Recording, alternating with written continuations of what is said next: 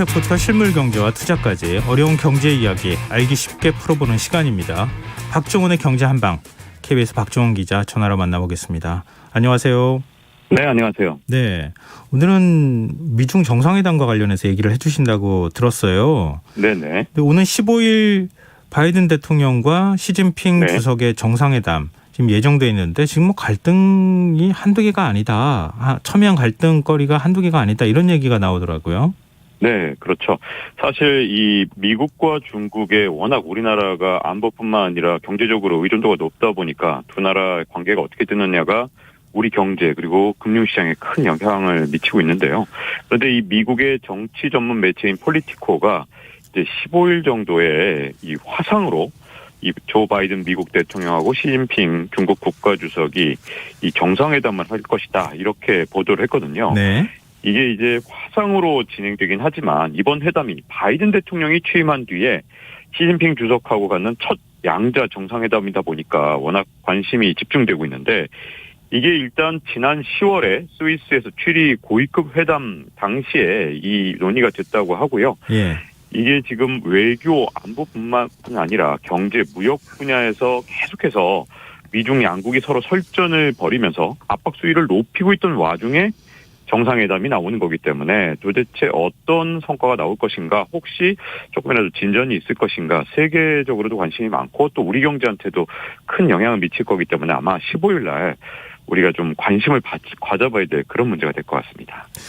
뭐 우리 입장에서는 아무래도 미중 무역 갈등 이 부분에 대한 어떤 논의가 있을 것인가, 이게 최대 관심거리 아니겠어요? 네, 그렇죠. 그래서 먼저 미국의 사정을 좀 살펴볼 필요가 있는데요. 일단 진전이 좀 있을 것이다.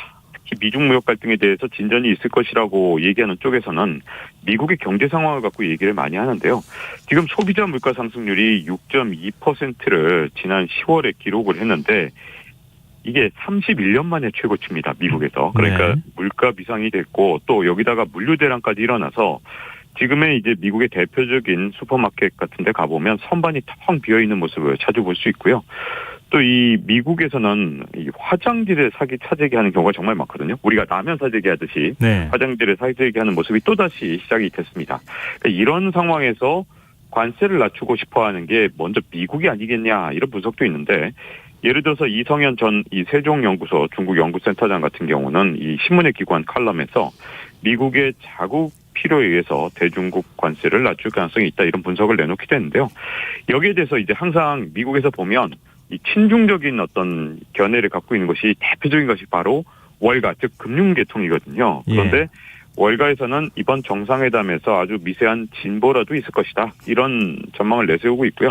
또 이 부정적인 견해도 만만치가 아닌데 네. 일단 30년 뒤에 세계 질서까지 좌우할 만한 이 미중 패권 전쟁에서 쉽게 어떤 결정을 하긴 좀 어렵다. 특히 바이든 미국 대통령의 지금 지지율이 38%예요. 이 취임 1년 차라는 걸 생각해 보면 지지율이 너무 낮기 때문에 트럼프 대통령은 사실 중국을 압박해서 엄청나게 인기를 올렸는데 네. 갑자기 이 상황에서 뭔가 진전된 안을 내놓는다? 이게 또 지지율을 떨어뜨릴 수가 있기 때문에 쉽지 않을 것이다라는 전망이 있고요.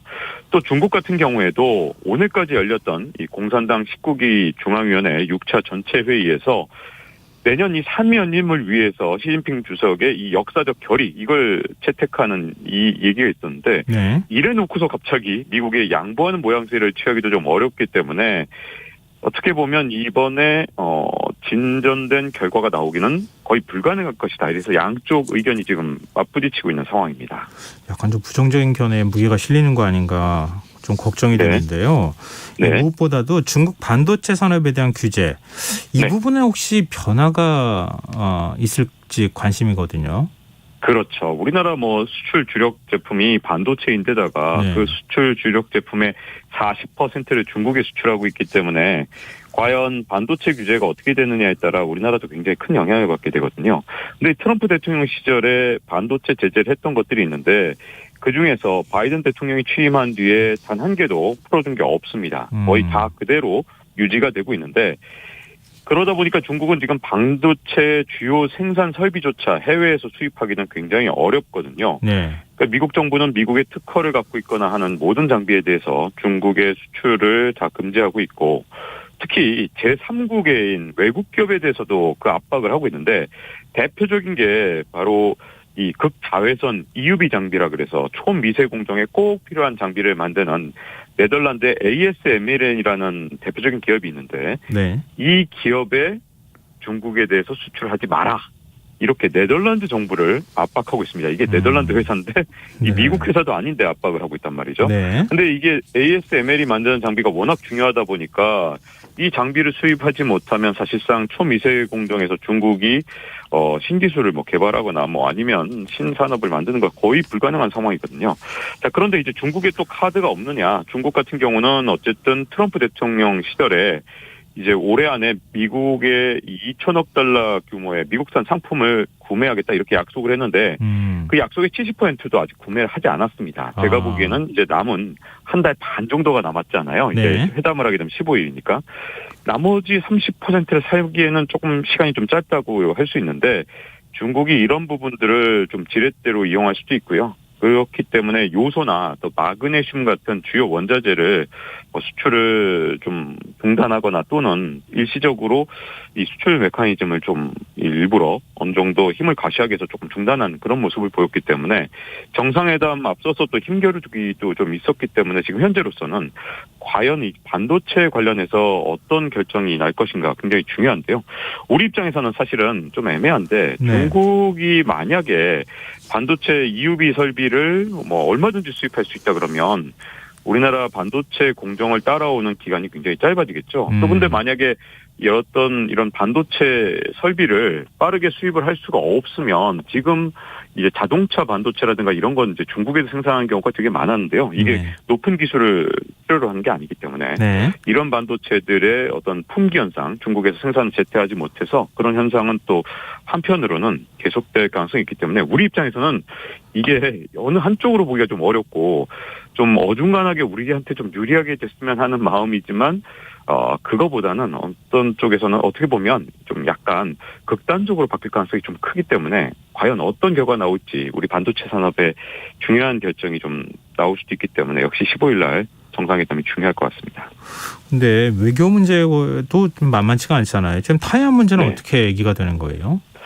그렇죠. 사실 이런 어떤 경제적인 어떤 타협점을 좀 찾기가 어려운 가장 큰 이유는 타이완을 갖고 굉장히 극단적인 대립 상황까지 지금 현재 가고 있거든요. 네. 중국 같은 경우는 지금 현재 뭐 자국의 인민해방군의 이 상륙 돌격 장갑차 이거는 완전히 뭐 타이완 상륙하겠다 이런 의도를 좀 밖으로 내비치고 싶어하는 이렇게 타이완 침공설을 일부러 불러일으키만 행동들을 의도적으로 하고 있다. 이런 분석까지 나오고 있는데 여기다가 지난 1일 같은 경우는 중국 상무부가 중국의 각 가정에게 일정량의 식료품 비축해서 돌발 상황에 대비하라. 이런 말까지 하다 보니까 전쟁이 나는 거 아니냐. 이런 중국에서 흉흉한 소문까지 났었거든요. 네. 그래서 사재기 파동까지 있었는데 이런 사태들이 일련의 사태들을 보면서 미국이 가만히 있지 않고요. 토니 블링컨 미 국무장관이 타이완에 대한 이 중국의 군사적 위협에 대해서 계속해서 경고를 내놓고 있습니다. 특히 이 중국의 시진핑 주석하고 정상회담을 앞두고 있는데도 분명한 어조로 이 미국의 타이완 지지 입장을 다시 한번 강조했거든요. 자, 이렇기 때문에 타이완에 대해서 아무래도 이 서로 좀 첨예한 대립이 있는 상황에서 경제적인 진전이 나오기는 좀 어렵다. 이렇게 보는 측도 굉장히 많더라고요. 이게 더군다나 1대1로라든가 이렇게 좀 같이 부딪히는 문제들이 이제 경제적인 문제뿐만 아니라 외교적으로 많기 때문에 네. 이번에 정상회담에 대해서 하여튼 계속해서 여러 가지 시각이 좀 교차할 수밖에 없는 상황인 것 같습니다. 아니 근데 바이든 대통령 당선될 때는 네. 뭐 대중국 뭐 포위 전략이나 이런 것들 얘기가 나오면서도 그래도 노회한 외교 전략가라는 얘기를 했었잖아요. 네. 그러니까 그렇죠. 무조건 뭐 갈등하거나 부딪히거나 그러지는 않을 것이다. 이렇게 네. 얘기를 했는데 지금 분위기는 좀 아닌 것 같거든요. 뭔가 네, 좀 그렇죠. 합의할 만한 게 없어요.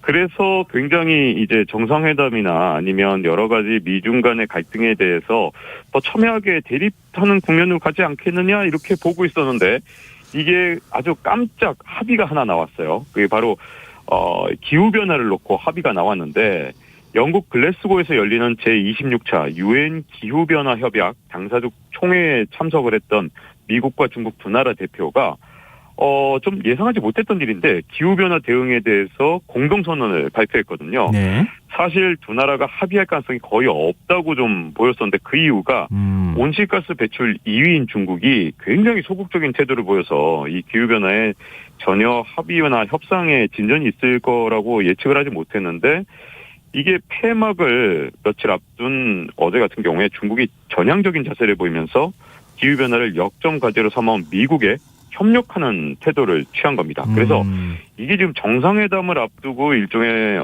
선물, 작은 선물이지만 일종의 카드를 하나 꺼낸 게 아니냐 이런 분석이 있고요. 또 여기에 대해서 앤드루 메르타 이 존스 홉킨스대 이 국제대학원 중국학 프로그램 대표가 이 실질적인 대화가 미중 정상회담 사이에 없다 하더라도 이 단순히 관계 분위기를 잡거나 재설정하는 것도 중요한 목표이기 때문에 회담을 개최하는 것 자체가 의의가 있다. 이런 얘기를 하기도 했기 때문에 역시 회담은 역시 그 결과가 좀 궁금하긴 하죠. 안 만나는 것보다 만나는 게 낫지 않겠어요. 네. 물론 얼굴 붉히는 그렇죠. 한이 있더라도 만나서 그래도 네네. 뭔가 얘기 나누면 네. 그래서 상대방의 의중을 파악할 수 있기 때문에 네. 그것 자체는 꽤 나쁜 메시지는 아닌 것 같은데 네. 문제는 이런 미중 패권 전쟁 틈새에 우리가 껴 있다는 거잖아요. 그렇죠. 그럼 어떻게 해야 됩니까? 사실 두 가지 큰 오해가 있는데 미중 패권 전쟁이 굉장히 심해지고 갈등이 심해지면 혹시 중국이 우리 추격을 좀 늦게 하게 되는 거 아니냐 이런 희망적인 얘기가 있는데 사실은 그렇지가 않습니다. 지금처럼 만약에 갈등이 계속해서 격화되면 가장 무서운 게 두 나라 양국의 표준이 아예 바뀌는 거거든요.